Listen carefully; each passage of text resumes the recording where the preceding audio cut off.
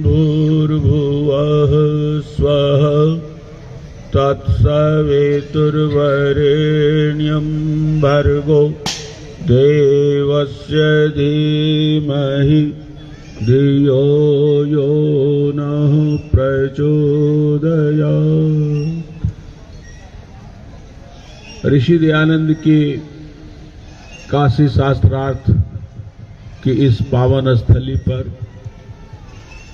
आयोजित कार्यक्रम में मंच पर विराजमान पूज्यपाद स्वामी वेदामृतानंद जी महाराज, स्वामी राजेंद्र योगी जी, भाई भानु प्रकाश जी, ज्ञानेंद्र वैदिक जी, जिला सभा के प्रधान प्रमोद आर्षे जी, मंत्री रवि प्रकाश आर्य और सभी आर्य समाजों से आए हुए प्रतिनिधिगण, आर्य समाज दुर्गा कुंड के भी अधिकारीगण, अन्य जिलों से भी आए हुए आदरणीय भाइयों बहनों तथा प्यारे बच्चों, ये इस स्थल पर मेरा अकस्मात आना या बनारस में भी अचानक आना, ये कोई आश्चर्य की बात नहीं है। तो मेरा घर है बनारस, तो मैं अपना घर ही मानता हूँ और किसी महिला से ये नहीं पूछा जाता है कि मायके क्यों आई, कब आई। मायके में तो उसका अपना घर है भाई, ससुराल वाले ले जाएं तो जाना पड़ता है, बहुत दिनों बाद ससुराल में स्थापित होती है महिला, लेकिन मायका तो उसका मायका होता है। तो बनारस तो मेरे लिए मायका ही है और बाहर के लोग यही जानते हैं कि शास्त्री जी बनारस के। 45 साल से अमेठी में रह रहा हूँ, लेकिन अभी भी लोग बाहर वाले मुझे बनारस का जानते हैं, तो इससे आपको भी खुशी होती होगी और मुझे भी खुशी होती है। देखिए, आज मैं थोड़ा ऐतिहासिक भाषण दूंगा और ये ऋषि दयानंद के काशी शास्त्रार्थ से संबंधित ही भाषण दूंगा।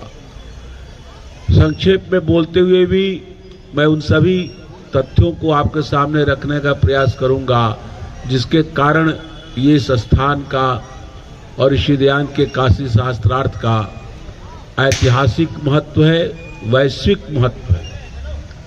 ऋषि दयानंद का जन्म 12 फरवरी 1825 को और संवत के हिसाब से फाल्गुन बदी 10वीं 1881 विक्रमी को हुआ।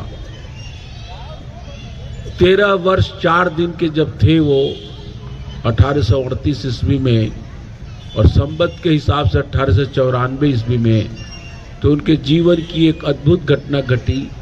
मात्र 13 वर्ष 4 दिन के थे वो शिवरात्रि की घटना। स्वामी दयानंद एक निष्ठावान शैव परिवार में जन्म लिए थे। ब्राह्मण परिवार था, दाल्भ गोत्र था, त्रिप्रवर थे, त्रिवाड़ी उपाधि थी, सामवेद था, जो एक प्रकार से वैदिक संस्कृति या सनातन धर्म का जो सर्वोच्च स्थान ब्राह्मण वर्ण को दिया गया है, चाहे उसके जो भी कारण रहे हों, उस वर्ण में स्वामी दयानंद का जन्म हुआ था। पिताजी बड़े निष्ठावान शैव ब्राह्मण थे। वैदिक या उस समय प्रचलित पौराणिक कर्मकांड में उनकी गहरी आस्था थी। उनकी माताजी अत्यंत धार्मिक धर्म प्रवण महिला थी। ऐसे निष्ठावान परिवार में स्वामी दयानंद का जन्म होता है। निश्चय ही स्वामी दयानंद सामान्य प्रतिभा के व्यक्ति नहीं थे। हजारों वर्षों के बाद कोई ऐसी प्रतिभा का व्यक्ति जन्म लेता है। स्वामी जी की 2 बड़ी विशेषताएं थी। एक, जहां उनकी प्रतिभा बड़ी विलक्षण थी, वैसे ही भगवान ने उनका अद्भुत शरीर दिया था। 6.5 फीट लंबे थे, गौर वर्ण था, मस्तक दिव्य भलाट चमकता रहता था। युवावस्था में उनकी जो ये बाह थे, ये बाह भुजाएं, लोगों ने लिखा है जीवनीकारों ने कि बड़े बड़े पहलवानों की जांघों के समान मोटे होते उनके वो हाथ भुजाएं थी। पेट छिटका हुआ नहीं था बिल्कुल अंदर से, तो बहुत सुदीर्घ, बहुत देह यष्टि, बड़ी बलशाली देह यष्टि थी उनकी।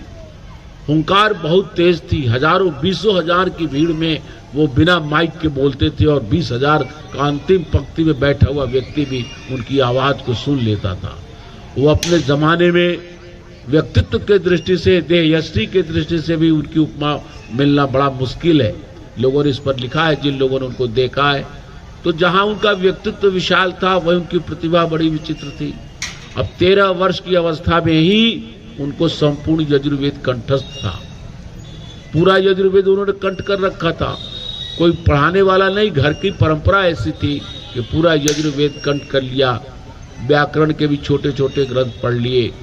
और उस दिन उनके मन में एक धारणा हुई और देखा, उन्होंने अद्भुत दृश्य देखा। उस मंदिर को भी हम देख आए हैं, आप में से बहुत लोग गए होंगे। छोटा सा मंदिर है, शिव जी का मंदिर टंकारा में। वहाँ स्वामी जी ने अपने पिताजी के बहुत कहने पर व्रत रखा, शिवरात्रि का व्रत। और रात्रि में जो घटना हुई आप सभी जानते हैं, फिर भी उसको स्मरण करा देता हूँ। जो शिव जी की पिंडी थी, उस पिंडी के ऊपर चूहे आ गए। और गुजराती भाषा में चूहा को ऊंदर कहा जाता है। और वो चूहे वहाँ पर रखे हुए जो नैवेद्य थे उसको खाने लगे। मलमूत्र भी कर दिया चूहों ने। स्वामी दयानंद, जिनका बचपन का नाम मूल शंकर था, उनको बड़ी अजीब स्थिति हुई कि ये क्या हो रहा है।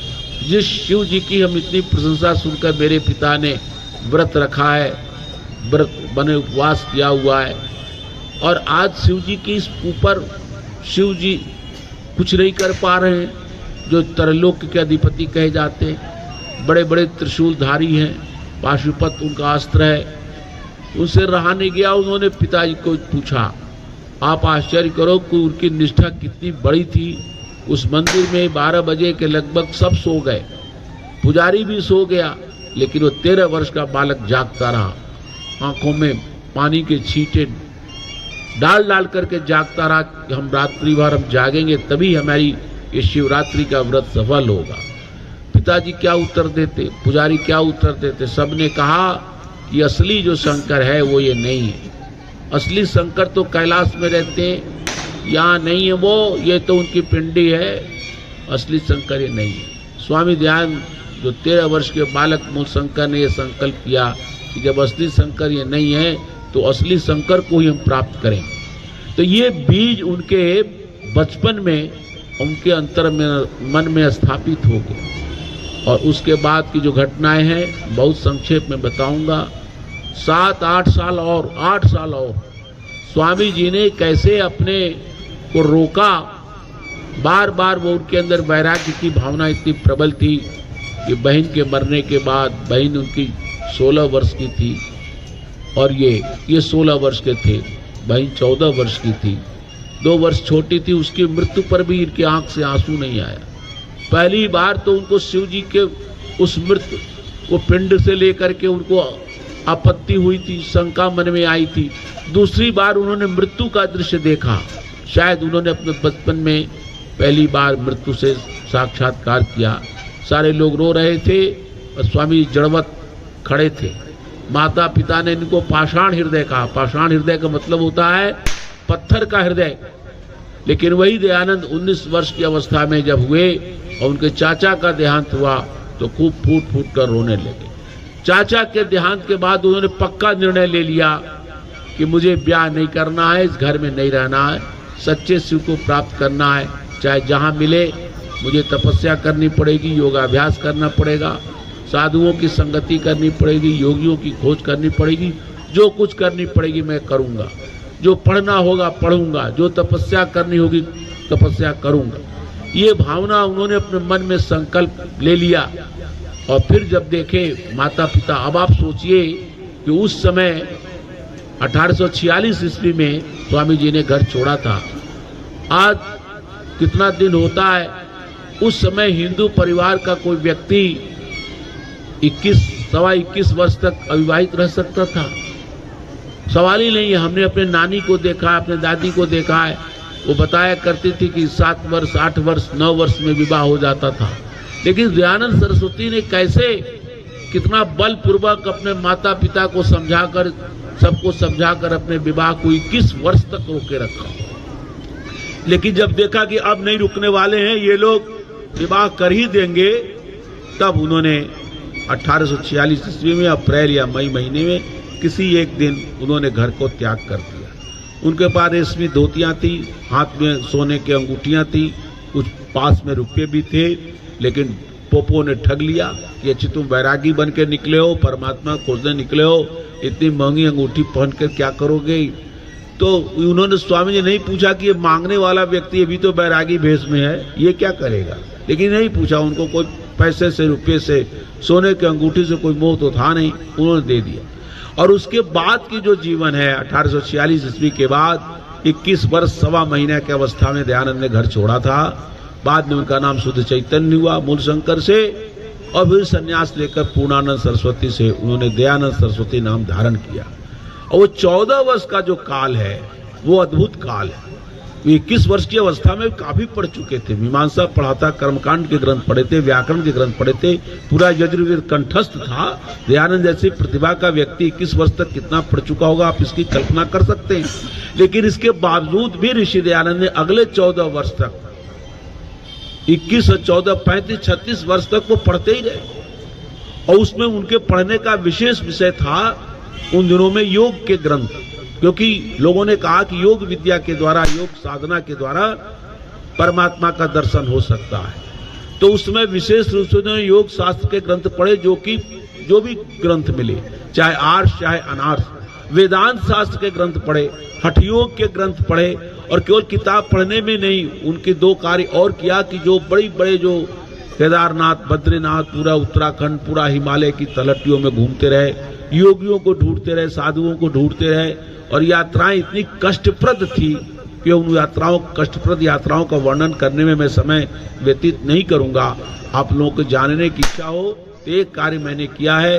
पिछले वर्ष आर्य समाज मेरठ ने एक प्रस्ताव रखा हमसे, जैसे आपके इस नगरी काशी में स्वामी दयानंद 7 बार आए हैं, वैसे मेरठ नगरी में स्वामी दयानंद 9 बार आए हैं। परोपकारिणी सभा की स्थापना वहां हुई है। आर्य समाज के प्रचार और प्रसार में मेरठ नगरी का विशेष योगदान है। तो वहां के आर्य समाज के लोगों ने हमसे प्रार्थना की कि सब कुछ कथा लोग कहते हैं, ऋषि दयानंद की जीवन की कथा कहिए आप। और ये 200 वर्ष उनके जन्म शताब्दी, 2 शताब्दी का वर्ष है। तो मैंने भी परिश्रम करके मैंने कभी कथा ऋषि दयानंद की तो की नहीं थी। इसी नगर में एक बार लल्लापुरा समाज में जब मैं रिसर्च करता था तो वाल्मीकि रामायण की 1 सप्ताह तक कथा की थी। लेकिन स्वामी दयानंद के जीवन की कथा कहने का कोई अभ्यास नहीं था। लेकिन स्वामी दयानंद के जीवन चरित्र को पढ़ने का मेरा पुराना व्यसन रहा और कई जीवनियां मैंने पढ़ी। 17 जीवनियां मैंने ऋषि दयानंद की आद्योपांत पढ़ी है। तो इसका परिणाम हुआ कि मैंने उनकी प्रार्थना पर एक बार 8 दिन और दूसरी बार भी 8 दिन, 16 दिन में 45 एपिसोड प्रसारित हो चुके हैं ऋषि दयानंद जीवन गाथा के नाम से। उसमें आप विस्तृत रूप से वो देख सकते हैं कि ऋषि दयानंद ने तपस्या में और योग साधना में कितने कष्ट उठाए।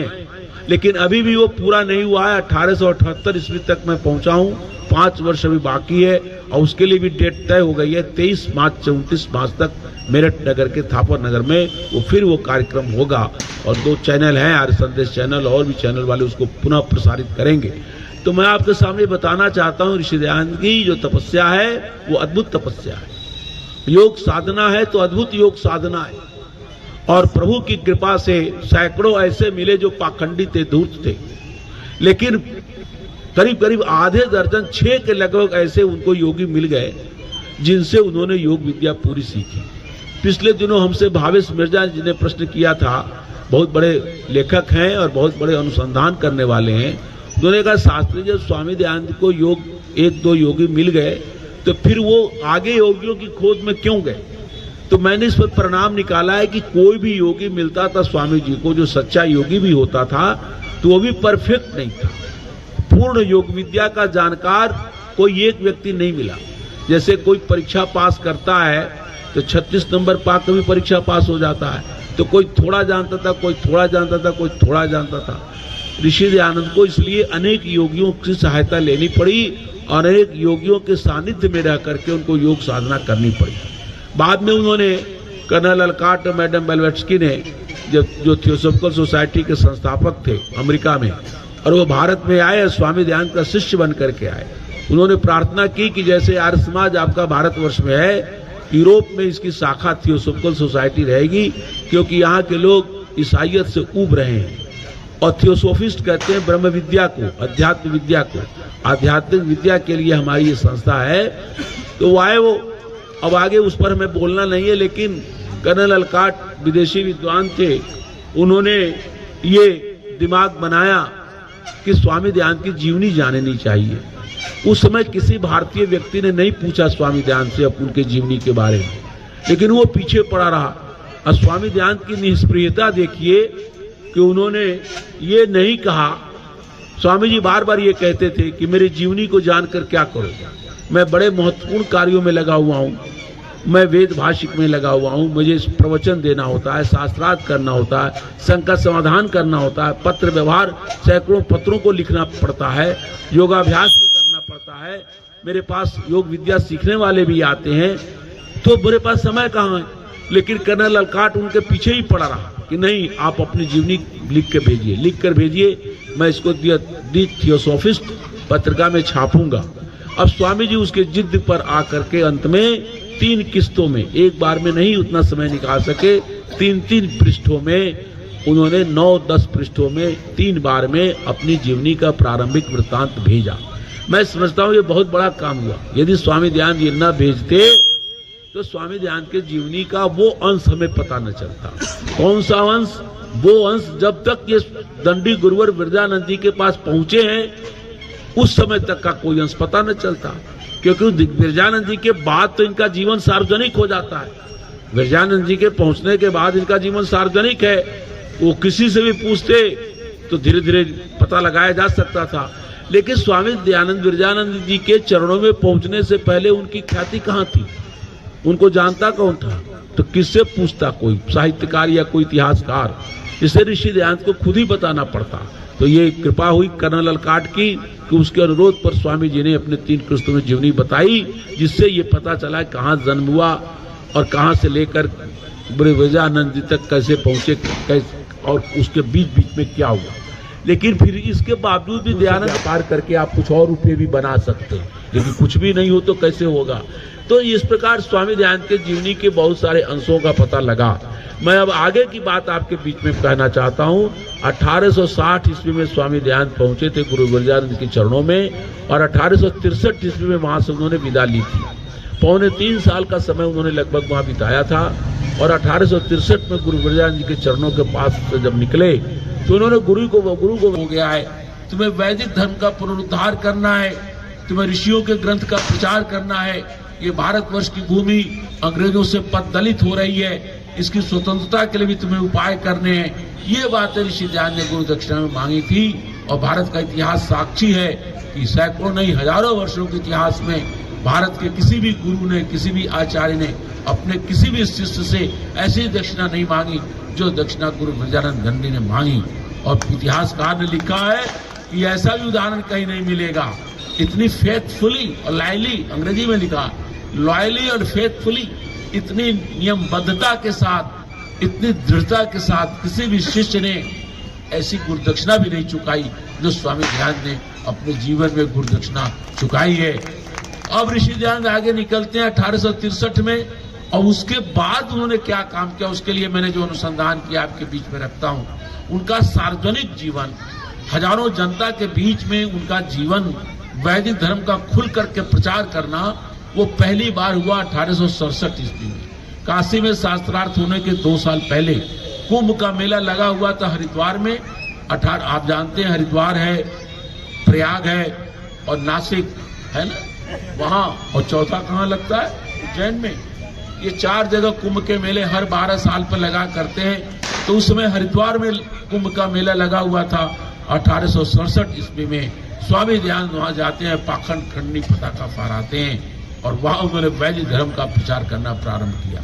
मेरी दृष्टि इस बात पर गई कि स्वामी जी 1863 से लेकर 1867 तक क्या किया। स्वामी दयानंद जैसा मेधावी व्यक्ति जिसने 3.25 साल में जो ग्रंथ नहीं पढ़ पाए थे उन संपूर्ण 8 ग्रंथों को पढ़ लिया दंडी गुरुवर विरजानंद जी के चरणों में बैठकर, वो व्यक्ति 4 साल तक क्या करता रहा। उनकी जीवनी में हम पढ़ते हैं तो 63 से लेकर 67 तक उनका एक सामान्य जीवन देखते हैं। विशेषकर गंगा किनारे चलते हैं, वो गंगा के जी के किनारे जो गांव है वहां उपदेश देते हैं, लेकिन उपदेश भी कोई परिपक्व नहीं है, केवल गायत्री मंत्र को उपदेश देते हैं कि गायत्री मंत्र जपो। गायत्री मंत्र को अर्थ भी लिख देते थे और ये कहते थे, और पाखंड का खंडन करते थे, लेकिन स्पष्ट क्लियर माने चित्र स्पष्ट नहीं था, वैदिक धर्म का वास्तविक स्वरूप वो समझ नहीं पा रहे थे। लेकिन इन 4 वर्षों में पता लग गया, आगे चल करके घटना ने हमें इन 4 वर्षों का इतिहास बता दिया। घटना ये हुई कि एक बार वे प्रवचन दे रहे थे तो वहां के कोई ठाकुर साहब थे, गोपाल सिंह थे या ऐसे ही कुछ नाम था, गोपाल सिंह या गोपाल सिंह। उन्होंने स्वामी से कहा, स्वामी जी मैंने एक बकरा खरीद लिया है। उस समय मनुस्मृति में लिखा हुआ है, आज भी लिखा हुआ है, पाखंडी लोग मनुस्मृति को शुद्ध नहीं कर रहे। ये हिंदू समाज की जो बुराइयां हैं उसके लिए सबसे बड़े जिम्मेदार, मैं बड़ी जिम्मेदारी से कह रहा हूं, आज संपूर्ण हिंदू समाज पर जो संकट है, जो समस्या है, और उसके सबसे बड़े जिम्मेदार कोई हैं तो हिंदू धर्म के धर्माचार्य। इसके लिए कोई राजनीतिक दल जिम्मेदार नहीं है, अब विशाल हिंदू समुदाय भी जिम्मेदार नहीं है। जिम्मेदारी धर्माचार्य, उसमें शंकराचार्य हैं, जितने आचार्य हैं, ये भद्राचार्य, जितने कथाकार, सब जिम्मेदार। अरे जो हिंदू धर्म को मानने वाले जो दलित भाई है, जो छोटी जाति जिसको तुम कहते हो उसके अंदर पैदा होने वाला व्यक्ति है, उसकी हत्या कर देनी चाहिए। लेकिन शूद्र स्त्री के साथ कोई ब्राह्मण व्यभिचार करता है तो उसको कोई दंड नहीं देना चाहिए, उसको केवल घर से, वो राज्य से बहुत हो तो राज्य से बाहर निकाल दे, अपने राज्य से छोड़कर दूसरे राज्य में चला जाए। तो इस प्रकार मैं एक दो नहीं, ऐसे 20 श्लोक है मनुस्मृति के अंदर। इसीलिए मनु के जलाने वाली बात आती है, या जो मनुवादी के मनुवाद कह करके यदि संसद में राहुल गांधी दिखाते हैं मनुस्मृति को और भारतीय संविधान को एक हाथ में कि ये पार्टी जो है मनुवादी है, हम मनु का खिलाफ हैं, तो कोई बोलने को तैयार नहीं। पता नहीं क्या सांप सूंघ जाता है, क्यों नहीं बोलते हो कि हम भारतीय संविधान को मानते हैं? अब बोले कैसे? आर्य समाज बोल सकता है, लेकिन आर्य समाज कोई राजनीतिक दल नहीं है, इसलिए वहां इसके प्रतिनिधि नहीं, तो साफ कह देते कि 2500-2600 जो श्लोक है मनुस्मृति के अंदर, उसमें 1400 श्लोक को हम नहीं मानते।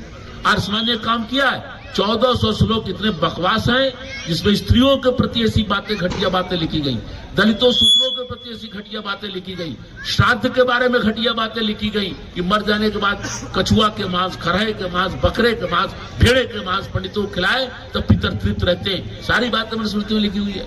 तो वही पंडित ने, उसी ठाकुर साहब ने पूछा, स्वामी जी हमने बकरा खरीद रखा है, बहुत बढ़िया बकरा है, आप श्राद्ध करा दें, अथवा आप पंडित कोई बता दें, अपने पितरों को हम श्राद्ध करा दें, मेरे बकरे की बलि देकर श्राद्ध करा दें। तो स्वामी जी ने कहा, कैसी बकवास करते हो, बकरे की बलि देकर पितरों का श्राद्ध कैसे होगा? तो उन्होंने कहा, नहीं स्वामी जी मैं ऐसे नहीं कह रहा हूं, ये सत्यार्थ प्रकाश है और इस सत्यार्थ प्रकाश में बात लिखी हुई है।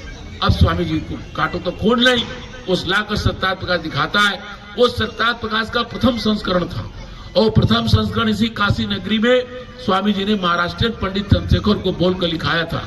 स्वामी जी देखे नहीं थे कि क्या लिख रहा है, उस समय वो हिंदी ठीक से जानते भी नहीं थे, तो पंडित ने और सब बातें तो लिखी, लेकिन ये 2 बातें अपने मन से मिला दी, मांस भक्षण की बातें मिला दी और मृतक श्राद्ध में ये पशु वाली बात मिला दी, अपने मन से मिला दी। स्वामी जी का विचार था ही नहीं। अब ये पुस्तक जब छप गई तो सारे लोग पढ़े और सब विचारों से सहमत हुए, न सहमत हुए तो अलग बात है, लेकिन ये पढ़ा तो स्वामी जी ने तुरंत विज्ञापन निकाला, कहा ये जिसने मेरा उसमें कोई योगदान नहीं है, ये पंडितों ने मिलावट कर दी है। इसलिए स्वामी जी ने पुनः संशोधित करके, आज ही मेरे पास एक फोन आया था कलकत्ता से कि स्वामी जी ने सत्यार्थ प्रकाश कब लिखा, तो ध्यान रखिएगा सत्यार्थ प्रकाश का पहला संस्करण 1874 में लिखा गया, इसी काशी नगरी में बैठ करके, और 3.5 महीना इसी काशी नगरी चले गए स्वामी जी इलाहाबाद 1870 ईस्वी में, 74 ईस्वी में, और उसमें जाकर के पूरा किया तो वो छप गया। लेकिन उसकी मिलावट थी, उसको स्वामी ने रद्द घोषित करके दोबारा सत्यार्थ प्रकाश जो है 6 महीने के अंदर तैयार कराया, जो आज मिलता है, जो स्वामी जी के देहांत के बाद 1884 ईस्वी में छपा द्वितीय संस्करण, जो प्रमाणिक संस्करण है। तो स्वामी जी ने कहा, अब सुनिए जो महत्वपूर्ण बात, ये तो अवान्तर बातें हो गई, असली बात यह स्वामी जी ने जवाब में जो बात कही वो सुनने लायक है। गोपाल सिंह से उन्होंने कहा कि मैंने चारों वेदों के एक एक मंत्र पर विचार किया, ये महत्वपूर्ण बात। चारों वेदों में 20,000 से ज्यादा मंत्र हैं, ऋग्वेद में 10,552 मंत्र हैं, यजुर्वेद में 1,975 मंत्र हैं, सामवेद में 1,875 मंत्र हैं और अथर्ववेद में 5,977 मंत्र हैं। कुल मिलाकर 20,400 के लगभग मंत्र हैं, 300 कुछ हैं, 20,400 मंत्र। अब सोचिए इन मंत्रों का सही अर्थ क्या होगा, इस पर ऋषि ध्यान 4 साल तक विचार किए। आसान बात नहीं है, क्योंकि जो वेदों के भाष्य थे वो पौराणिक पंडितों के भाष्य थे, जिनको आर्ष ग्रंथ पता ही नहीं था, जिनको वैदिक धर्म के बारे में वास्तविक मान्यताओं को पता नहीं था, और उनके भाष्य से कोई लाभ पहुंचने वाला नहीं था। जो भाष्य थे वो होना चाहिए, जो वेदों के बारे में ऋषियों की जो मान्यताएं हैं, जो कपिल के, कणाद के, पतंजलि के और वेद व्यास के और जैमिनी के जो पुराने हमारे ऋषि हैं, याज्ञवल्क्य के, आश्वलायन, जो पुराने ऋषियों की जो मान्यताएं वेदों के बारे में है, वेदों के बारे में जो दृष्टि ऋषियों की है, उस दृष्टि को सिद्ध करने वाला, उस दृष्टि को सत्यापित करने वाला भाष्य होना चाहिए। स्वामी दयानंद विद्या आ गई थी। गुरु विरजानंद के प्रताप से और योग साधना से स्वयं स्वामी दयानंद एक प्रकार के विश्वकोश बन गए थे। पंडित गंगा प्रसाद उपाध्याय ने लिखा है कि स्वामी जी को जरूरत नहीं थी किसी सायण की, किसी महिगर की। यास्क और पाणिनि और पतंजलि उनके मस्तिष्क पर नाच रहे थे। संपूर्ण आर्ष ग्रंथ, सारे व्याकरण, निरुक्त, छंद, ज्योतिष, जो वेदांग है, कल्प है और न्याय, वैशेषिक, सांख्य, योग, मीमांसा, वेदांत और उपनिषदों की ऋचाएं, जो संपूर्ण वैदिक वाङ्मय का जो आर्ष ग्रंथ साहित्य है, वो सब स्वामी दयानंद के मस्तिष्क में सुरक्षित था। उनकी सहायता से और योग साधना के बल पर स्वामी जी इन 4 वर्षों में एक एक मंत्र पर विचार किया। इसलिए जवाब दिया कि मैं चारों वेदों के एक एक मंत्र पर विचार किया हूं। किसी भी मंत्र में किसी भी व्यक्ति के लिए मांस खाने का विधान नहीं है। उस ठाकुर साहब ने यह भी पूछा था कि मैं तो ठाकुर हूँ, क्षत्रिय हूँ, क्या मैं मांस खा सकता हूँ? पंडित कहते थे क्षत्रिय लोग मांस खा सकते हैं। पंडितों ने यहीं तक नहीं, पंडितों ने भी जोड़ दिया। अब वाल्मीकि रामायण पढ़िए, वाल्मीकि रामायण में इतना प्रक्षेप कर रखा है पंडितों ने कि लिख दिया कि वो सीता जी शराब पीती थी, मैरियम कब सोची वो शराब पीती थी और उनको भी शराब पिलाती थी राम जी को। ये वाल्मीकि रामायण के उत्तर कांड में लिख दिया गया है। और मैं नहीं कह रहा हूँ, वो वाल्मीकि रामायण में लिख दिया श्लोक। और किसने किया? द्वारिका प्रसाद चतुर्वेदी ने, जो छपा है इलाहाबाद से, जो वाल्मीकि रामायण, उसमें अर्थ लिखा हुआ है। तो कहने का मतलब इतनी मिलावट कर दिया गया था। स्वामी दयानंद को बहुत बड़ा काम करना था। आप जान लीजिए, पानी के मिलावट को तो आप दूर कर सकते हैं। पानी को एक जगह रख दीजिए, खिला दीजिए, गंदगी नीचे बैठ जाएगी, ऊपर पानी पी लीजिए। यदि और भी पानी गंदा है तो पंडित गंगा प्रसाद उपाध्याय ने लिखा है कि सफेद कपड़ा, सूती लेकर के उसको छान लीजिए। उस पर भी यदि सफाई नहीं हो पा रही है तो उपाध्याय जी लिखते हैं उस पानी को आप गर्म कर लीजिए, खूब तपा लीजिए। तपने के बाद गंदगी नीचे बैठ जाएगी और फिर उसको छान कर पी सकते हैं। तो पानी को तपा करके या कपड़े से छान करके या निरा करके आप शुद्ध जल प्राप्त कर सकते हैं। लेकिन शास्त्र में जो मिलावट हुई है, धर्म शास्त्रों में जो प्रक्षेप किए गए हैं, उसको छानना, उस मिलावट को दूर करना आसान काम नहीं था, बड़ा भारी काम था। ये काम ऋषि दयानंद ने 1863 से 1867 4 वर्षों में काम कर दिया है। जब उनका पूर्ण निश्चय हो गया कि एक ईश्वर है, वो निराकार है, सच्चिदानंद स्वरूप है, सर्वशक्तिमान है, न्यायकारी है, दयालु है, अजन्मा है, उसकी कोई मूर्ति नहीं हो सकती, वो साकार कभी नहीं हो सकता, वो अखंड है, वो सर्वांतर्यामी है, वो कण कण में, क्षण क्षण में बसा हुआ है। और इसी प्रकार वर्ण व्यवस्था गुण कर्म स्वभाव से है, जन्म से वर्ण व्यवस्था नहीं होती है। हाँ, जन्म से माता पिता यदि ब्राह्मण है तो उस व्यक्ति के सहयोग थोड़ा मिलता ही है, मिल सकता है। जैसे पढ़े लिखे घर में कोई बच्चा पैदा होता है तो उसको माता पिता से पढ़ने लिखने का वातावरण मिल जाता है। लेकिन इसके बावजूद भी कोई ऐसे भी प्रतिभाशाली बच्चे होते हैं जिनके माता पिता न भी पढ़े हों, फिर भी ऐसी प्रतिभा लेकर पैदा होते हैं कि बहुत ज्ञानी बन जाते हैं। अभी पिछले दिनों एक इंटरव्यू आया था सुब्रमण्यम स्वामी का, तमिल ब्राह्मण है, विद्वान आदमी है, अर्थशास्त्री है, लॉ के भी जानकार हैं, आज हार्वर्ड यूनिवर्सिटी में पढ़े हैं। उन्होंने बड़ा अच्छा इंटरव्यू दिया, मुझे बहुत अच्छा लगा। उन्होंने कहा कि अम्बेडकर जी के प्रति आपकी क्या धारणा है? तो सुब्रमण्यम स्वामी ने कहा कि अम्बेडकर जी को मैं ब्राह्मण मानता हूँ। तो कहा ब्राह्मण को मानते हैं आप? कोई हिंदू समाज का या कोई व्यक्ति उनको कोई ब्राह्मण ही नहीं मानता? तो उन्होंने कहा नहीं, ब्राह्मण की 2 परिभाषा है। पहली बात कि ब्राह्मण को ज्ञानी होना चाहिए और दूसरी परिभाषा है कि ब्राह्मण को त्यागी होना चाहिए। यदि जो ब्राह्मण ज्ञानी नहीं है तो ब्राह्मण नहीं है, और ज्ञानी के बावजूद भी त्यागी नहीं है तो भी ब्राह्मण नहीं है। ब्राह्मण का पहला लक्षण है उसको ज्ञानी होना चाहिए और त्यागी होना चाहिए, उसको लोभ छू नहीं जाना चाहिए। इसलिए कहा गया शास्त्रों में असंतुष्टो द्विजो नष्टा, कि राजा को तो संतुष्ट रहना चाहिए क्योंकि उसको राज्य को बढ़ाना है, लेकिन ब्राह्मण यदि असंतुष्ट हो जाएगा तो नष्ट हो जाएगा। उस धन के पीछे भागना नहीं चाहिए। तो सुब्रमण्यम स्वामी ने कहा कि उनका जैसा अम्बेडकर जैसा कौन ज्ञानी होगा? देश विदेश गए, दुनिया भर की डिग्री प्राय, इतने पढ़े लिखे, और त्यागी भी ऐसे थे कि लात मार दिया। कांग्रेस सरकार के मंत्रिमंडल को जब उनकी बात नहीं मानी गई, संविधान की वो जो उन्होंने पास किया था उसको लेकर जब सरकार पीछे हटी तो उन्होंने त्यागपत्र दे दिया। तो कहने का मतलब है कि स्वामी जी ने हर विषय पर तय कर लिया कि वर्ण व्यवस्था क्या है, श्राद्ध क्या है, तर्पण क्या है, ये फलित ज्योतिष क्या है, ये हस्तरेखा क्या है, इसी प्रकार ये मूर्ति पूजा क्या है। जितने भी हिंदू धर्म के जो भी उपादान हैं, जो भी उसकी अलग अलग शाखाएं हैं, उन सभी शाखाओं पर, उन सभी विषयों पर वेदों का क्या विचार है, ये ऋषि दयानंद ने 1863 से 1867 ईस्वी में तय कर लिया। और फिर उसके बाद हरिद्वार के मेले में एक घटना और घटी। वहां जो विशुद्धानंद जी जिनसे शास्त्रार्थ किया हुआ था, वो विशुद्धानंद जी उस मेले में भी थे, वहां पर हरिद्वार के मेले में भी थे। और उन्होंने भाषण देते हुए कहा, लोगों ने पूछा ब्राह्मण क्यों ऊंचा है, तो उन्होंने अपने भाषण में कहा, ब्राह्मणों से मुखमासीत बाहु राजन्य कृता उरु तदस्य यद वैश्य पद्याम शूद्रो अजायत।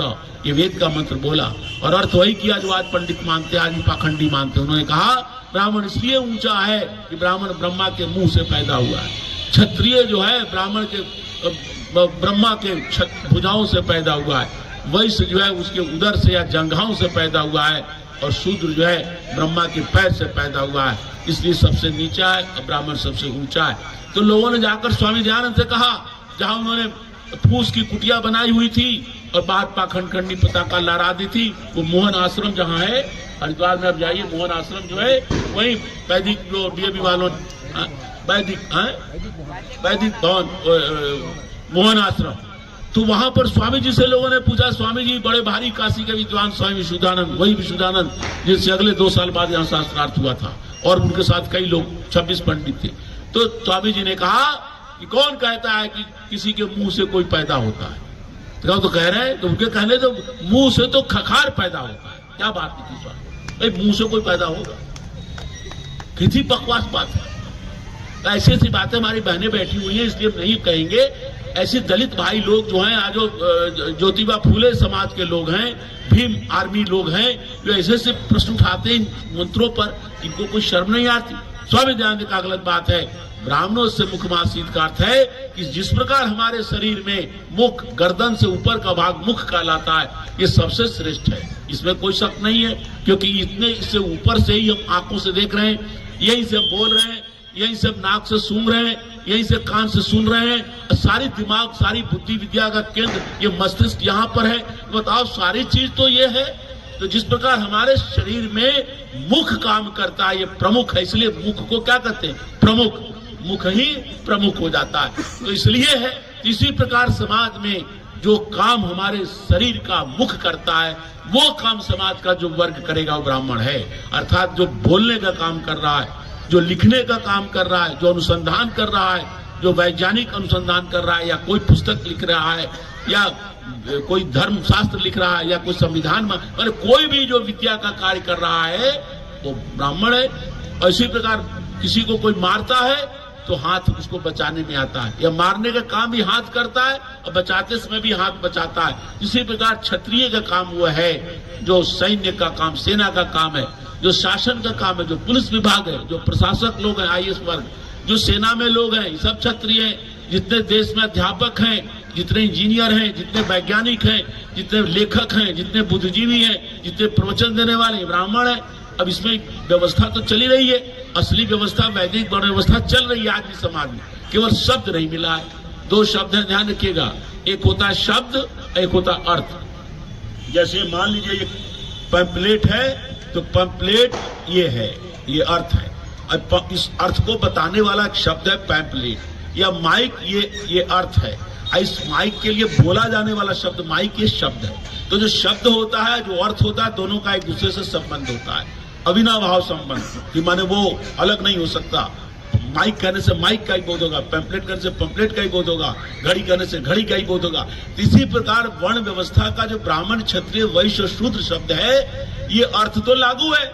आज कोई सरकार कह सकती है क्या कि टीचर बनने के लिए हमें ब्राह्मण जाति का व्यक्ति चाहिए, या सेना में जाने के लिए क्षत्रिय जाति, राजपूत जाति का व्यक्ति चाहिए, या व्यापार वही करेगा जो वैश्य वर्ग में पैदा होगा, या जो मजदूरी का काम या 4th क्लास कर्मचारी बनता है वो केवल दलित वर्ग से आएगा? ऐसा नहीं है। वो हर व्यक्ति जिसकी जिस योग्यता है वो काम कर रहा है।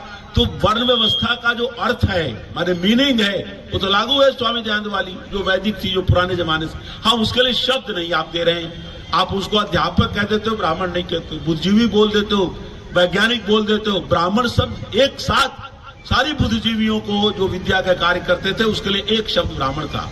इसी प्रकार सेना में पुलिस का जो एक साथ काम करने वाले थे उसके लिए क्षत्रिय शब्द था। जो व्यापार है, पशुपालन है, कृषि कर रहे हैं उनके लिए एक शब्द वैश्य था। और जो 4th क्लास कर्मचारी है, मजदूरी का काम कर, हर विभाग में मजदूरी जरूरत पड़ती है। लाइब्रेरी में भी चपरासी रहना पड़ता है, किताब निकाल के देता है। सेना में भी चपरासी है। हर विभाग में जो मैनुअल वर्क करने वाले व्यक्ति होते हैं, जिनको विद्या बुद्धि से ज्यादा मतलब नहीं होता, वही वेद की भाषा में शूद्र हैं या वेद की भाषा में, आज की भाषा में कर्मचारी हैं या चपरासी हैं। तो ये बात स्वामी दयानंद ने कही। तो एक ही बात नहीं, दूसरी प्रकार स्वामी दयानंद ने इस बात का भी अनुसंधान कर लिया था कि जिस परमपिता परमात्मा की उपासना हम करते हैं वो परमपिता परमात्मा एक है, निराकार है, सर्वव्यापक है, उसकी मूर्ति नहीं बन सकती। पिछले दिनों हमने एक व्याख्यान दिया, मथुरा में बड़ी चर्चा रही, उसका YouTube बना। मुझे लोगों ने बताया शास्त्री जी 1,50,000 लोगों ने उसको सुना है। और उसमें मैंने क्या कहा बता देना चाहता हूँ। उसमें मैंने यही कहा था कि स्वामी दयानंद सरस्वती ने परमात्मा को निराकार कहा है।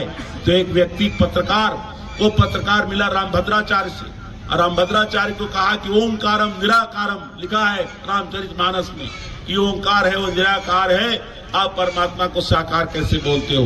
तो रामभद्राचार्य ने कहा यदि परमात्मा आकार रहित होता तो उसको निराकार नहीं कहते, उसको अनाकार कहते, क्योंकि आकार का उल्टा अनाकार होता है। उन्होंने कहा निराकार क्यों नहीं होता, पर पत्रकार तो पूछते ही है। तो रामभद्राचार्य जी ने कहा कि आकार का उल्टा अनाकार होता है, निराकार नहीं होता, क्योंकि आवश्यक, जैसे आकार में आ है ऐसे आवश्यक में आ है। तो आवश्यक का उल्टा अनावश्यक होता है, निरावश्यक नहीं होता। जैसे उचित का उल्टा अनुचित होता है, निरुचित नहीं होता, ऐसे ही आकार का उल्टा अनाकार होगा। यदि परमात्मा आकार रहित होता तो वेदों में, शास्त्रों में उसको अनाकार कहा जाता, निराकार नहीं कहा जाता। अब ये उचित अनुचित और आवश्यक अनावश्यक तो ऐसा उदाहरण दे दिया कि पत्रकारों की बोलती बंद हो गई और ताली बज गई। लोगों ने वाह, रामभद्राचार्य ने क्या अद्भुत बात कही। अब सारे लोग चुप रहे, लेकिन आर्य समाज का छोटा सेवक मैं कैसे चुप रहता। मैंने व्याकरण पढ़े और पिछले दिनों 5 सितंबर को जो शिक्षक दिवस होता है, उस शिक्षक दिवस वक्त मेरा एक विद्यार्थी आया जो government degree college, PG college Lucknow में प्रोफेसर है भूगोल का, बीए में उसने संस्कृत भी लिया था। अखिलेंद्र मिश्र, डॉक्टर अखिलेंद्र मिश्र मेरे पास आए और प्रतिवर्ष 5 सितंबर को आते हैं वो, और आकर के शिक्षक दिवस समझ करके मुझको वो फल फूल दे जाते हैं, पैर छू जाते हैं, मिठाई दे देते हैं।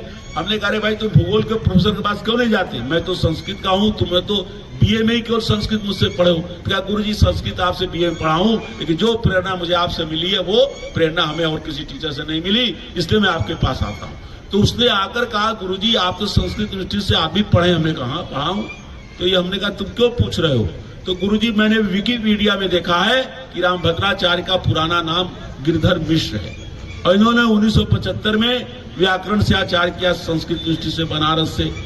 तो आप उस समय क्या कर रहे थे। तो मैंने कहा उस समय मैं भी संस्कृत यूनिवर्सिटी बनारस से व्याकरण से शास्त्री कर रहा था।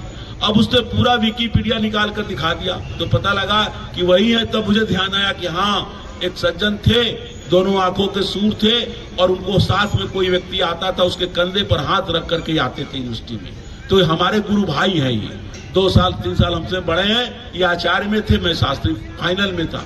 तो मैंने कहा विद्वान तो है, लेकिन विद्वान लोग इस स्वार्थ में आकर झूठ बोलते हैं, वो सच्चे विद्वान नहीं होते। स्वामी जी ने इसलिए लिखा है कि विद्या धर्मेण शोभते, ये वाक्य है कि विद्वान व्यक्ति जब धार्मिक होता है, जब सत्यवादी होता है, तब उसकी प्रतिष्ठा होती है। ये रामभद्राचार्य झूठ बोल रहे हैं। अब मैंने उस पर खंडन किया। मथुरा की नगरी से बड़ा भारी भीड़ थी। मैंने कहा कि अच्छा बताओ, आकार का उल्टा अनाकार होगा तब तुम मानोगे कि परमात्मा आकार रहित है। तो बताओ, आधार का उल्टा निराधार होता है कि नहीं। आधार है आ तो निर उपसर्ग लगता है कि नहीं। आहार का उल्टा निराहार होता है कि नहीं। आश्रय का उल्टा निराश्रय होता है कि नहीं। आलंब का उल्टा निरालंब होता है कि नहीं। आत्म का उल्टा निरात्म होता है कि नहीं। एक नहीं 20 उदाहरण दिए। बात यह है कि निर उपसर्ग के 2 अर्थ होते हैं, निषेध भी अर्थ होता है और निश्चय अर्थ भी होता है। इसलिए आकार का उल्टा निराकार निषेध अर्थ में है, निश्चय अर्थ तो अलग है। नीत निर्णीत, नय निर्णय, उक्त निरुक्त, वहां निश्चय अर्थ में है। तो कहने का मतलब ये बातें हैं। और यही नहीं, मैंने एक प्रमाण और दिया आपको, ये भी मैं इस स्वामी दयानंद की इस स्थली से बताना चाहता हूं कि आदि गुरु जो शंकराचार्य थे, आदि गुरु शंकराचार्य जिनकी गद्दी पर ये शंकराचार्य लोग बैठे हैं, अब मुकदमा इनका चलता है।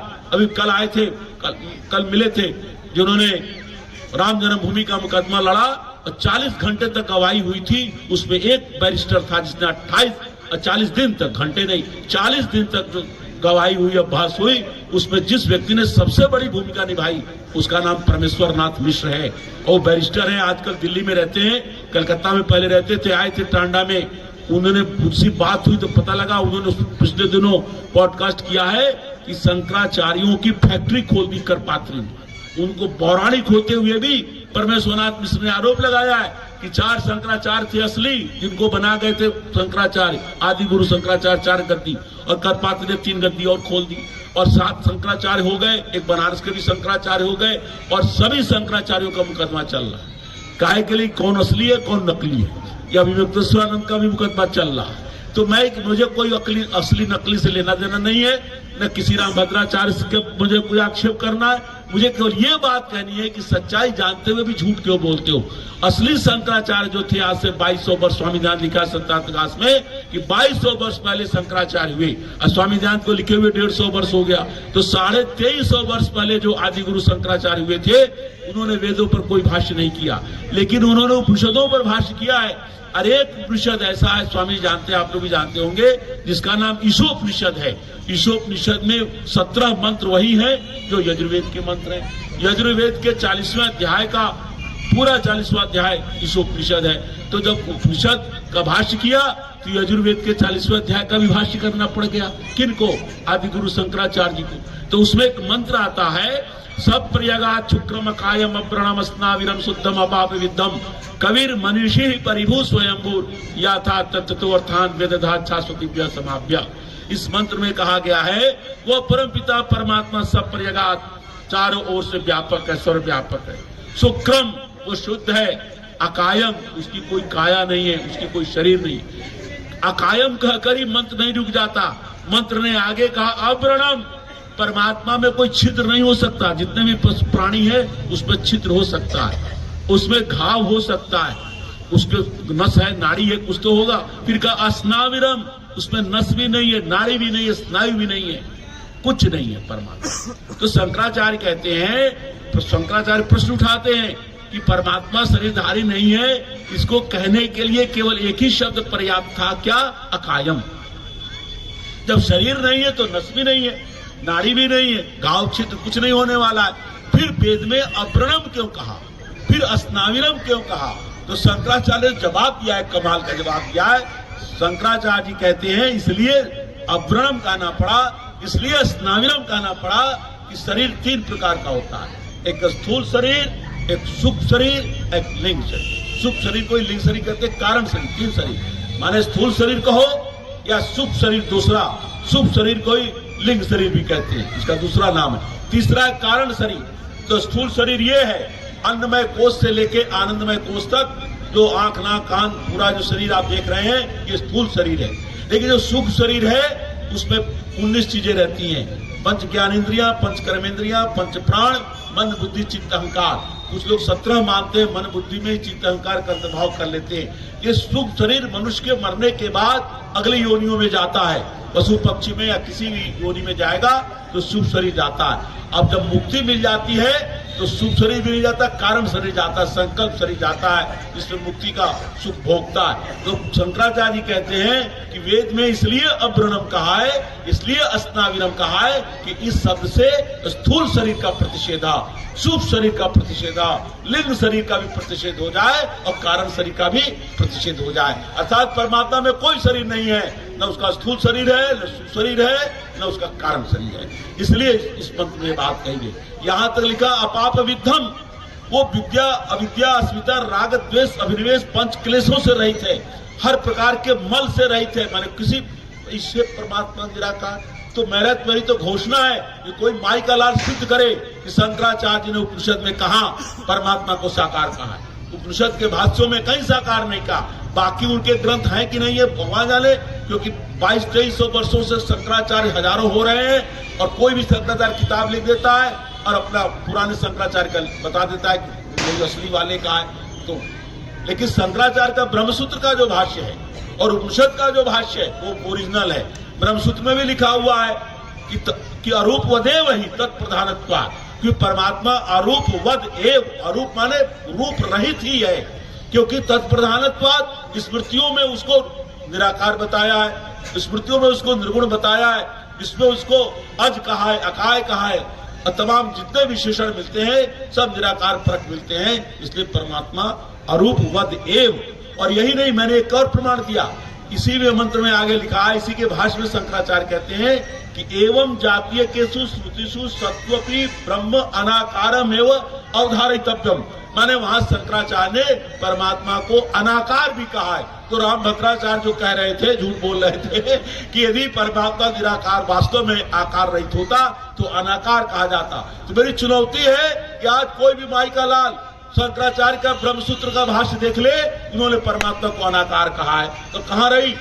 लोगों ने जाके सुना दिया मेरा टेप रिकॉर्ड राम भद्राचार्य को, चुप्पी मारे बैठे हुए, कुछ बोल ही नहीं रहे। तो कहने का मतलब है स्वामी दयानंद जब सारा मंथन कर लिए तब उसके बाद काशी याद हुई। और जब काशी आए तो पहले रामनगर में आए, और रामनगर में आए तो राजा को पता लगा कि बहुत बड़ा साधु आया हुआ है। तो राजा ने कहा भाई साधु है, तो कहा क्या करते हैं? तो वह साधु में प्रवचन देते हैं। तो राजा बहुत सज्जन था, उसने कहा भाई मेरे ओर से 8 आना, उस जमाने में 8 आना बहुत बड़ी बात होती, 8 आना प्रतिदिन इनको दिया जाए, इसे भोजन करें। तो उनको 8 आना दिया गया। तो स्वामी हम लोग क्या करेंगे, हमें तो मतलब नहीं। तब उनका जो सेक्रेटरी था वो उनको भोजन, एक आध दिन उनका भोजन किए, फिर बाद में मांग के खाते थे, और फिर गंगा जी पार करके आ गए। यही जगह है, यहीं पर आ गए स्वामी जी 22 अक्टूबर 1869 ईस्वी को। 20 सितंबर को रामनगर में आए थे, 22 अक्टूबर को यहाँ आ गए। और ये जो बाग है इसका नाम आनंद बाग था। राजा लाल माधो सिंह का बाग था, जो अमेठी के राजा लाल माधो सिंह, जिनके पौत्र ने शिलान्यास किया राजा रणजय सिंह में उस दिन था, 1886 में डेट भी लिखा हुआ है। राजा रणजय सिंह आए थे, उनके पिता भगवान बख्श सिंह और उनके पिता राजा लाल माधो सिंह, उनका ये बाग था, इसी में स्वामी दयानंद टिके थे। और काशी के पंडितों को कला दिया राजा साहब को कि आप काशी नरेश हो तो पंडितों से शास्त्रार्थ कराओ कि वेद में मूर्ति पूजा कहाँ है। अब राजा ने कहा पंडितों को बुलाकर करो शास्त्रार्थ। अब पंडितों की सिटी पिट्टी गुम। अब पंडित अपने अपने विद्यार्थी भेजते थे कि जाओ ज्ञान का पांडित्य पता करो। विद्यार्थी आकर जाके बताएं, स्वामी जी जाके अपने गुरुओं को बताते थे कि ज्ञान बड़ा भाई पंडित है, व्याकरण तो बड़ा भाई पंडित।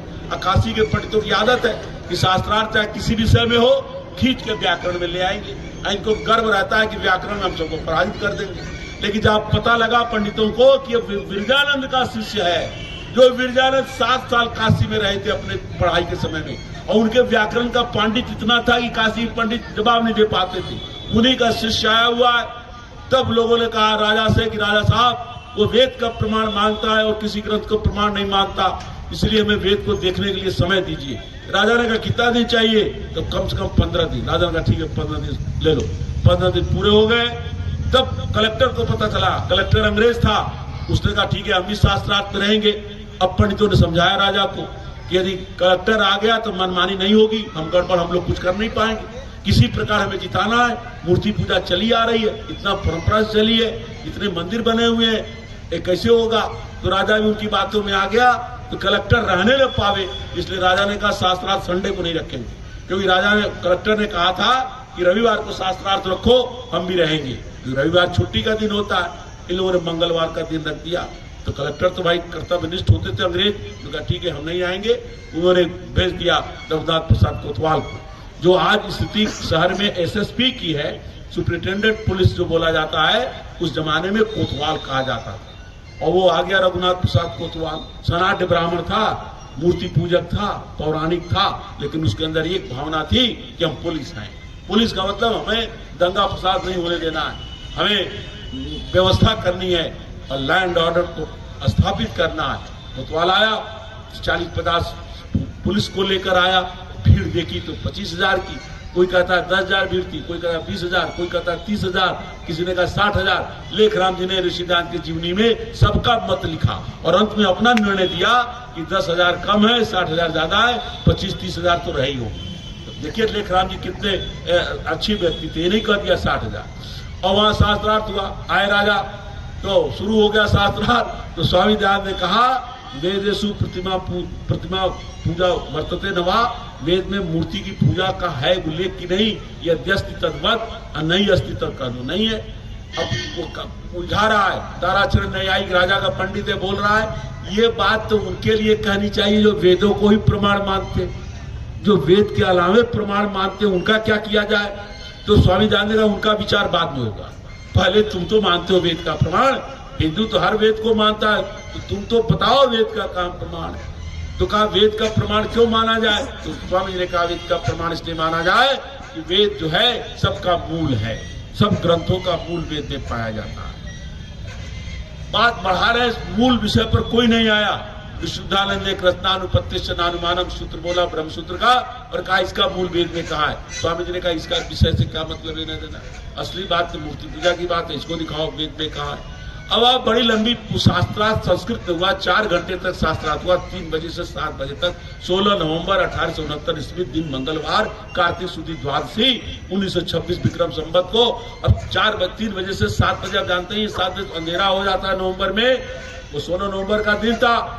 अब उसके बाद उसी में एक ने कुछ नहीं जवाब दे पाए थे, पंडित पाखंडी, उसका नाम माधवाचार्य था, उसने एक पत्रा निकाला, हस्तलिखित पत्रा, और कहा ये लीजिए, ये वेद के पन्ने हैं, इसमें लिखा है 10वें अनिक किंचित पुराणम आचक्षित, कि कोई व्यक्ति मर जाए तो उसके 10वें दिन पुराण को पढ़ना चाहिए, ये वेद में लिखा है। तो पुराण में तो मूर्ति पूजा है, और वेद कहता है पुराण को पढ़ना चाहिए, और उस पुराण में मूर्ति पूजा है, तो इसलिए मूर्ति पूजा वेद से अनुकूल है। स्वामी ध्यान कहे कि पढ़ो क्या लिखा है। तो विशुद्धान ने कहा कि मेरे ऐनक नहीं लाया हूं, ऐनक मैंने चश्मा, मैं नहीं पढ़ सकता, आप ही पढ़ो।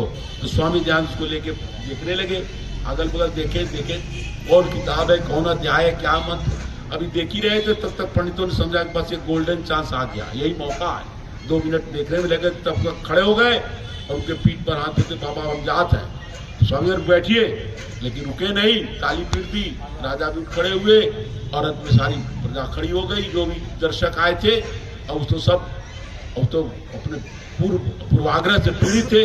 अब पंडितों का इशारा पाते ही किसी के हाथ में पत्थर, किसी के ढेला, किसी के हाथ में मिट्टी, किसी के हाथ में गोबर, किसी के हाथ में चप्पल, सब फेंकने लगे। लेकिन उस समय मैं कहता हूँ रघुनाथ प्रसाद कोतवाल ने बहादुरी का काम किया।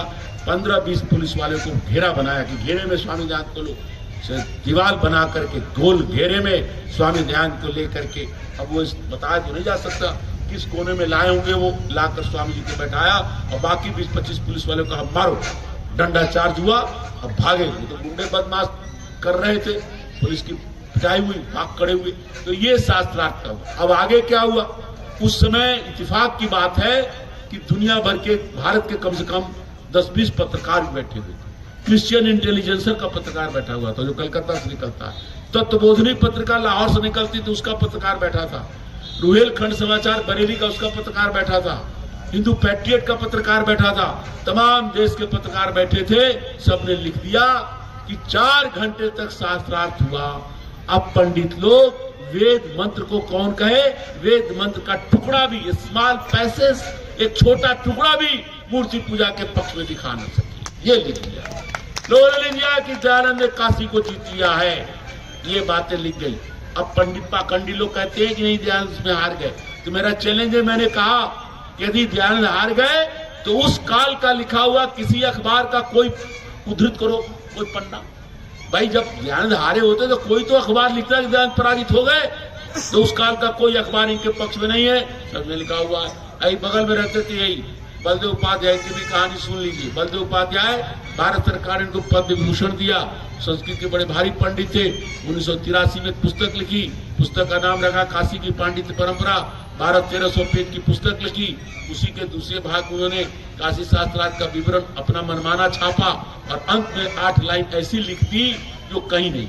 मैंने पौराणिकों ने भी जो शास्त्रार्थ का विवरण छापा है, उसमें भी वो वाक्य नहीं है जो उसमें लिख दिया उन्होंने अपने मन से। क्या लिख दिया कि काशी के शास्त्रार्थ होने के बाद स्वामी दयानंद उदास हो गए, क्योंकि पराजय की पीड़ा उनके हृदय में आ गई और बड़े दुखी हो गए।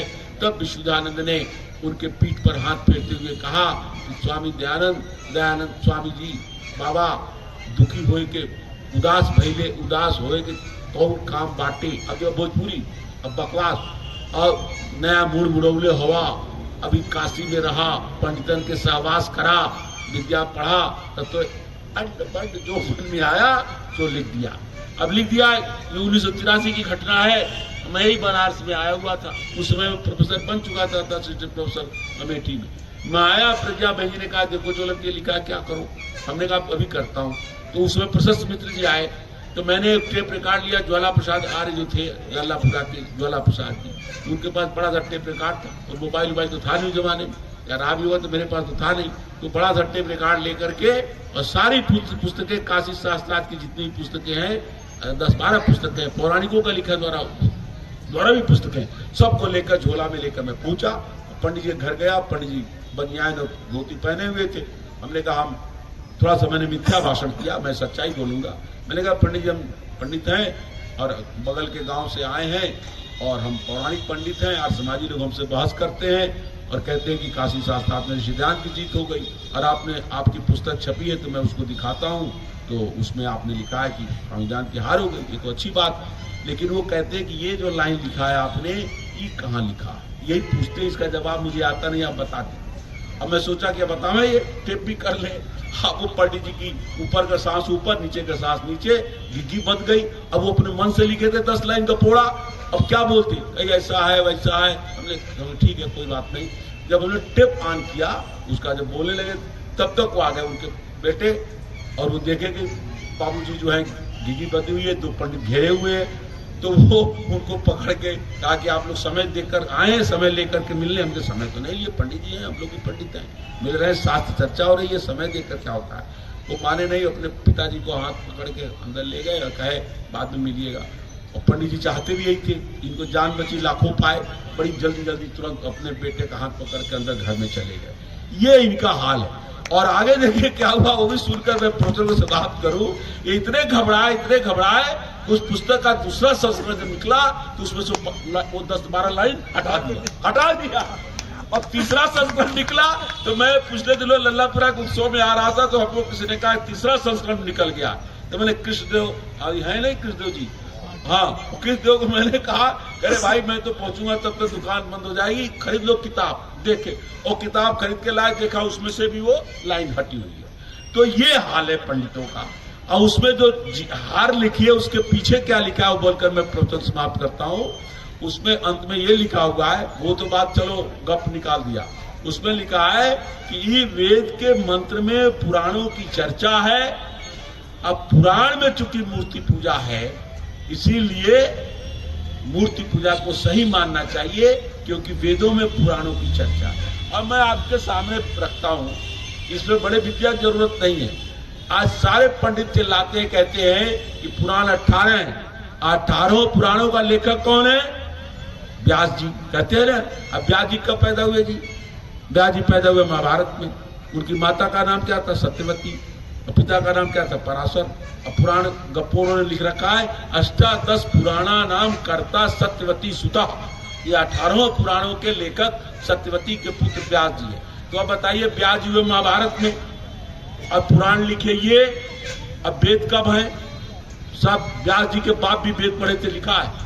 पराशर जी, व्यास जी भी वेद पढ़े थे, युधिष्ठिर भी वेद पढ़े थे, और इनके पहले सारे ऋषि मुनि, अब ये तो द्वापर में हुए, त्रेता में राम हुए, राम भी वेद वेदांग तत्व। वेद तो सृष्टि के आदि काल से, तो वेद में पुराण की चर्चा कैसे हो सकती है? आप दिमाग समझ में आएगा नहीं? अरे वेद लिखा, वेद पहले लिखा गया, चाहे ऋषियों ने लिखा हो मान लो, तो वेदों की रचना तो बहुत पुरानी है, पुराण तो बहुत आधुनिक है। पूर्व वेदों में इन पुराणों की चर्चा कैसे हो सकती है? तो ये तो उल्टी बात है, लेकिन माने नहीं है। अंतिम बात करके मैं अपने प्रवचन को विराम दूं। मैंने लंबा बोल दिया, लेकिन चलो, ये भी एक ऐतिहासिक व्याख्यान है, और ये शायद ये ट्यूब बन रहा है। ये सबसे बड़ी बात जो मैं कहने जा रहा हूं, स्वामी दयानंद ने भारतवर्ष की पराधीनता का, इसकी गुलामी का, इसकी आर्थिक दासता का, हिंदुओं को सिकुड़ते इतना कम हो जाने का असली कारण जान लिया था। अब आप समझिए भारतवर्ष में क्या स्थिति है। आज बांग्लादेश जब आजाद हुआ था 47 में, उस समय इसका नाम पूर्वी पाकिस्तान था। उस समय 30% हिंदू थे वहां पर। बांग्लादेश में 30% हिंदू थे, 70% मुसलमान था 1947 में। आज बांग्लादेश में 7.5% हिंदू है, 22.5% हिंदुओं का गए, तो सबको जबरदस्ती मुसलमान बना लिया गया। उनकी लड़कियों को जबरदस्ती वो लोग मुस्लिम बना लेते हैं, जबरदस्ती निकाह कर लेते हैं। 22% पाकिस्तान में हिंदू थे, आज 1.5% हिंदू है। अफगानिस्तान, ईरान, इराक सारा हिंदू समाज था, आर्यों की संतानें थी।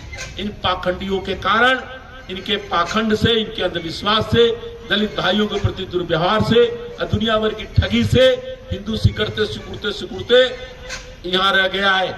यदि यही हालत रही, इन्होंने धर्मशास्त्रों में संशोधन नहीं किया, वैदिक धर्म का वास्तविक स्वरूप नहीं प्रकट किया, तो आगे भी खतरे हमारे सामने हैं। इसकी चिंता केवल और केवल आर्य समाज को है। ये चिंता किसी को नहीं है कि अपने धार्मिक ग्रंथों का संशोधन करके कैसे हम सबके लिए जो वेद का अधिकार है, अब कितनी बातें कही जाए बताइए। ये महिलाएं, अभी एक पाखंडी गया था कलकत्ता से इलाहाबाद यूनिवर्सिटी में, आज ये से लोग जाके यूनिवर्सिटी में बोल रहा है कि लड़कियों को, महिलाओं को वेद नहीं पढ़ना चाहिए। तो जो इस प्रकार एक तरफ तो मुसलमान है, ईसाई है, अपने कुरान का, बाइबल का दुनिया की सारी भाषाओं में अनुवाद करके प्रचार कर रहे हैं, इधर पाखंडी है जो वेद कहते पढ़ना ही नहीं चाहिए। यही कारण है इन पाखंडियों के प्रभाव में गीता प्रेस ने सारी किताबें छापी, वेद आज तक नहीं छापा, वेदों का भाष्य नहीं छापा। तो ये सारी चिंता तो केवल आर्य समाज के लोगों को है, इसलिए हम लोगों को ही सही, क्योंकि बहुत काम हमने किए हैं। आज बाल विवाह बंद हुआ है या कोई नहीं करता है, पंडितों के लड़कियां भी कोई 8-9 साल 10 साल में ब्याह नहीं होता, सब 20-25 में शादी हो रही है। बाल विवाह बंद हुआ, विधवा विवाह चालू हुआ, बहु विवाह को हिकारत की दृष्टि से देखा जाता है, सरकार का प्रतिबंध है, अनमेल विवाह नहीं होता। शिक्षा, स्त्रियों की शिक्षा शुरू हुई, शूद्रों को अधिकार मिलने शुरू हुए, वेद का अधिकार सबको मिला। तमाम ऐसी पाखंड की मान्यताएं थी जो आर्य समाज ने पिछले 150 वर्षों में दूर कर दिया है। अब विशाल हिंदू समाज उन पाखंडों से दूर हट चुका है। हमको अपने आंदोलन को आगे बढ़ाते रहना है, अपने पैरों को पीछे नहीं करना है, उसी दिलेरी के साथ आगे बढ़ना है जिस दिलेरी से स्वामी श्रद्धानंद ने, लेखराम जी ने, हंसराज ने, गुरुदत्त विद्यार्थी ने, चमुपति ने, पूरे 150 वर्षों में हजारों विद्वानों ने, हजारों भजनोपदेशकों ने, गांव-गांव तक भजनोपदेशकों ने और तमाम साधुओं सन्यासियों ने इतना प्रचार किया कि हिंदू धर्म की बहुत सारी पाखंड की मान्यताएं खत्म हो गई। और ये जो बची खुची पाखंड है, इनको भी अगली शताब्दी में दूर करेंगे, तब वैदिक धर्म का सूर्य सारे संसार में प्रकाशित होगा। बहुत बहुत धन्यवाद। बहुत बहुत आप इसको समझेंगे।